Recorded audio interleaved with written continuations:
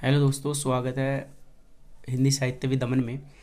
और ये हम इस चैनल पर हम यूजीसी नेट से रिलेटेड तैयारी करवाएंगे।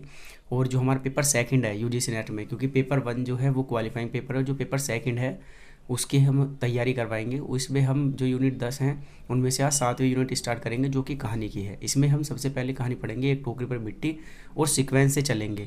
और जो भी यूजीसी नेट में क्वेश्चन पहले आए हुए हैं या जिनके आने की संभावना है, जहाँ से भी वो क्वेश्चन आ रहे हैं उसको ध्यान में अत्यधिक रखेंगे। तो सबसे आज शुरुआत करते हैं एक टोकरी पर मिट्टी की, जो कि 1900 में प्रकाशित हुई थी। और ये किसने लिखी है? माधवराज सप्रे ने लिखी है। तो पढ़ते हैं। किसी श्रीमान जमींदार के महल के पास एक गरीब अनाथ विधवा की झोपड़ी थी। जमींदार साहब को अपने महल का हाथा उस झोपड़ी तक बढ़ाने की इच्छा हुई। विधवा से बहुतरे कहा कि अपनी झोपड़ी हटा ले, पर वह तो कई जमाने से वहीं बसी थी। उसका प्रिय पति और इकलौता पुत्र भी उसी झोपड़ी में मर गया था। तो ध्यान रखना, क्वेश्चन कहाँ से आएगा कि जो एक टोकरी भर मिट्टी है, क्वेश्चन ऐसे बन के आएगा कि जो एक टोकरी भर मिट्टी है तो उसका जो बुढ़िया थी उसका कौन कौन मर गया था। तो ध्यान रखना, प्रिय पति और इकलौता पुत्र उसी झोपड़ी में मर गया था। पुतोहु भी 5 बरस की कन्या। ध्यान रखना, ये बहुत ज़्यादा इंपॉर्टेंट है। कितने बरस की? 5 बरस की कन्या। कितने बरस की? जो ये क्वेश्चन है सबसे ज़्यादा जो इम्पोर्टेंट है वो यहाँ से बन के आएगा। कितने बरस की कन्या? 5 बरस की कन्या।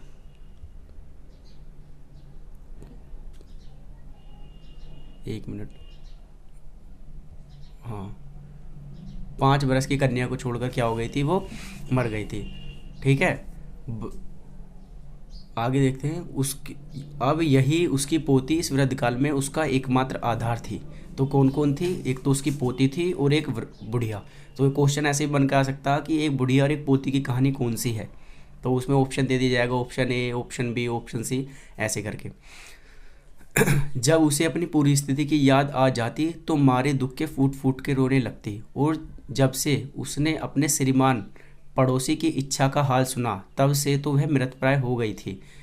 उस झोपड़ी में उसका मन लग गया था कि बिना मरे वहाँ से वह निकल नहीं चाहती थी। श्रीमान के सब प्रयत्न निष्सफल हुए। तब वह अपने जमींदारी चाल चलने लगे। बाल की खान निकालने वाले वकीलों की थैली गर्म करके उन्होंने अदालत से झोपड़ी पर अपना कब्जा करा लिया और विधवा को वहाँ से निकाल दिया। बेचारी अनाथ तो थी ही, पास पड़ोस में जाकर रहने लगी। तो हुआ क्या था, देखो बेसिकली समझ लेता हूँ। हुआ क्या था कि जमींदार था, जमींदार को बुढ़िया से झोपड़ी लेनी थी, उसने झोपड़ी ले ली और वो कहीं और आस पड़ोस में आकर रहने लगी। आगे देखते हैं। एक दिन श्रीमान उस झोपड़ी के आसपास टहल रहे थे और लोगों को काम बतला रहे थे कि वह विधवा हाथ में एक टोकरी लेकर वहां पहुंची।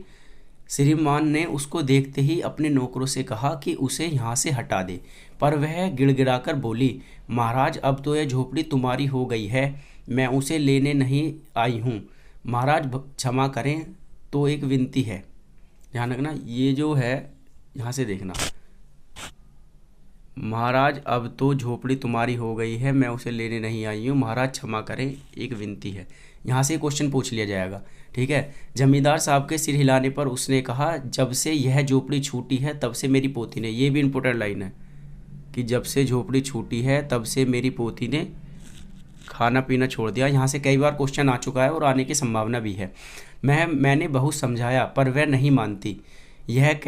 यही करती है कि अपने घर चलो। ये देखना, मैंने बहुत समझाया, ये बहुत इंपॉर्टेंट लाइन है कि महाराज अब तो यह झोपड़ी तुम्हारी हो गई है, मैं उसे लेने नहीं आई हूँ, महाराज क्षमा करें, एक विनती है। ठीक है, ये पूरी लाइन अंडरलाइन कर दी है, ये इंपॉर्टेंट है, इसे ध्यान में रखिएगा। वह रोटी, वो क्या कहती है उसकी लड़की, यह कहा करती है कि वहीं रोटी खाऊंगी। ध्यान रखना, क्या कहा करती है? वहीं रोटी खाऊंगी। अब मैंने सोचा कि इस झोपड़ी में एक टोकरी भर मिट्टी लेकर उसी का चूल्हा बनाकर रोटी पकाऊंगी। इससे भरोसा है कि वह रोटी खाने लगेगी। महाराज कृपा करके आज्ञा दीजिए तो एक टोकरी में मिट्टी ले जाऊं। श्रीमान ने क्या काम करा? श्रीमान ने आज्ञा दे दी। विधवा झोपड़ी के भीतर गई। वहां जाते ही उसे पुरानी बातों का स्मरण हुआ और उसकी आंखों से आंसू की धारा बहने लगी। अपने आंतरिक दुख को किसी तरह संभालकर उसने अपनी टोकरी मिट्टी से भर ली और हाथ से उठाकर बाहर ले गई आई। फिर हाथ जोड़कर श्रीमान से प्रार्थना करने लगी, महाराज कृपया करके इस टोकरी को जरा हाथ लगाइए जिससे कि मैं उसे अपने सिर पर धर लूँ। ध्यान रखना, ये जितने भी जो उसने कहा ना, जैसे ये इन्वर्टेड कोमा जो बंदे जमींदार नाराज पर आप वहाँ, ये वाला जमींदार साहब पहले तो बहुत नाराज, ये वाला महाराज कृपया करके इस टोकरी को जरा हाथ लगाइए जिससे मैं इसे अपने सिर पर धर लूँ। क्वेश्चन यहाँ से आएगा। जितने भी ध्यान रखना जो कहानी है या जो भी हैं उसमें जो भी किसी ने कोई बात कही है और इन्वर्टेड को सिंगल इन्वर्टेड कोमा में वो बंद है, उस पर मेन इंपॉर्टेंट ध्यान रखना, क्योंकि मोस्टली जो क्वेश्चन है मोस्टली क्वेश्चन वहीं से ही आते हैं। तो आगे देखते हैं आगे। हाँ, पर जब इसके बाद देख लो, जमींदार साहब पहले तो बहुत नाराज हुए, पर जब वह बार बार हाथ जोड़ने लगी और पैरों पर गिरने लगी तो उनके मन में कुछ दया आ गई। किसी नौकर से न कहकर आप स्वयं ही टोकरी उठाने आगे बढ़ गए। ज्यों ही टोकरी के हाथ लगाकर ऊपर उठाने लगे त्यों ही देखा कि यह काम उनकी शक्ति के बाहर है। फिर तो उन्होंने अपनी सब ताकत लगाकर टोकरी को उठाना चाहा, पर जिस स्थान पर रखी थी वहां से एक हाथ भी ऊंचा न हुई। वह लज्जित होकर कहने लगे, नहीं, यह टोकरी हमसे नहीं उठाई जाएगी। आगे देखते हैं।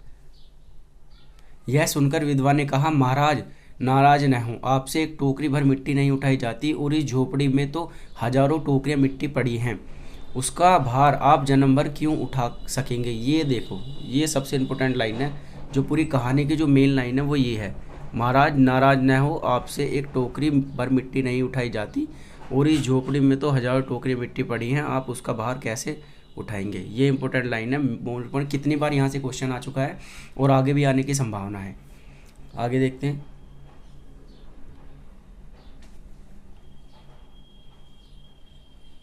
ये देखिए, जमींदार साहब धन मद से गर्वित होना अपना कर्तव्य भूल गए थे, पर विधवा के उपयुक्त वचन सुनते ही उनकी आंखें खुल गई। कृतिक्रम का पश्चात करके उन्होंने विधवा से क्षमा मांगी और उसकी झोपड़ी वापस दे दी। देखो, ये जो कहानी है ये उस दौर की कहानी है 1900 की, ठीक है, 1900 की कहानी है। और शुरू में क्या होता था, जो आदर्शवादी कहानी थी वो प्रारंभ में अत्यधिक लिखी जा रही थी, तो ये क्या है, हृदय परिवर्तन से संबंधित कहानी है, ध्यान रखना। इसलिए ये वाली जो हमारी कहानी है ये यहीं समाप्त होती है। और आपको अगर वीडियो पसंद आए तो चैनल को सब्सक्राइब करें, लाइक करें। धन्यवाद।